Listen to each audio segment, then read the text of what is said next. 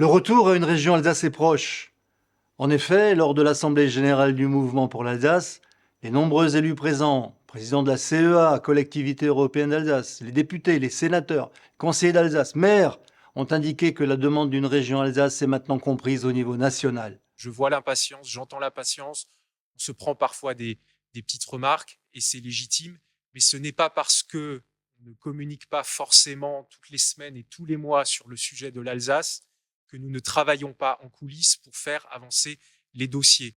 Le président de la collectivité européenne d'Alsace, Frédéric Bierry, porte-drapeau de cette mobilisation, a multiplié les démarches auprès de l'Élysée, des ministres compétents et des chefs de partis politiques pour arriver à ce résultat. Que pouvons-nous faire de plus que toutes ces démarches qu'on a accomplies, c'est-à-dire c'est clair qu'aujourd'hui, le sujet Alsace, il est connu, je regarde Patrick, il est connu aussi bien à l'Assemblée qu'au Sénat, et on a des atouts et des partenaires, y compris en dehors de l'Alsace désormais. Aujourd'hui, ce qui me laisse penser aussi que le printemps fleurira pour l'Alsace, c'est que toutes les portes sont ouvertes dans les échanges que je peux avoir au plus haut niveau de l'État, comme à l'Assemblée, au Sénat. J'ai vu bien sûr aussi le président du Sénat. J'ai le bon espoir qu'il dise un petit mot sur l'Alsace à l'occasion de sa venue au Congrès des départements de France. Donc toute cette démarche-là, elle est possible grâce au soutien des parlementaires. Plusieurs élus ont cité des exemples de dysfonctionnement dus à la taille du Grand Est, ce qui légitime notre combat pour le retour à une vraie région Alsace. Un exemple d'une décision catastrophique, de mon point de vue, la fermeture du lycée professionnel de Pulversheim en cette période. Alors ça s'appelle un démantèlement d'un outil de pointe. Ça, c'est un exemple. Mais il y en a des tas. Les transports, il y a des logiques dans la vie. L'Alsace, c'est 250 habitants au kilomètre carré. C'est 14% du territoire du Grand Est et c'est 40% de sa population. 14% du territoire, 40% de sa population. Si vous ramenez ça au Grand Est et vous comparez, le Grand Est, c'est 70 habitants au kilomètre carré. Alors, je n'ai pas fait le détail entre l'Aube, la Champagne, etc. Mais 70, c'est 3 fois moins.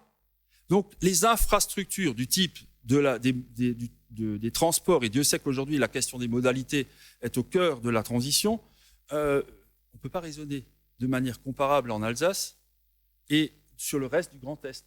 Parce qu'il y a des données qui sont intangibles et sur lesquelles on ne peut pas raisonner de la même manière.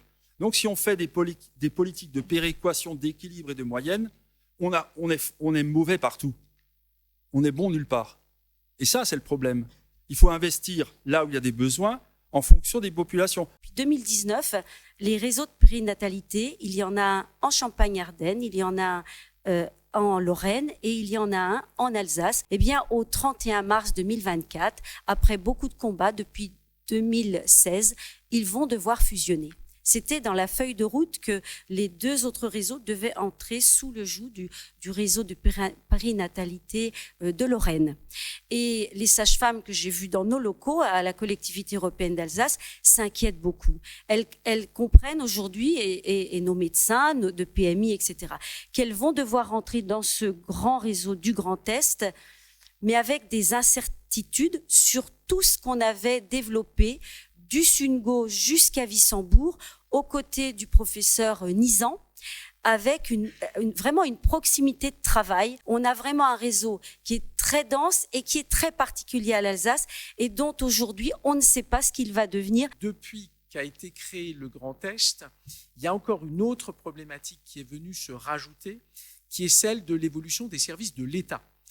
Et quand je dis cela, c'est-à-dire qu'on a vu progressivement partir un certain nombre d'infrastructures, cette fois-ci de l'État, de l'Alsace vers d'autres contrées. Regardez ce qui s'est passé. Nous avions la chance d'avoir, même si on peut critiquer les ARS, nous avions une agence régionale de santé en Alsace.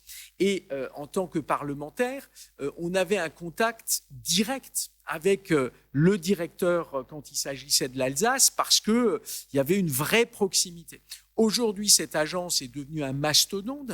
Le siège est à Nancy.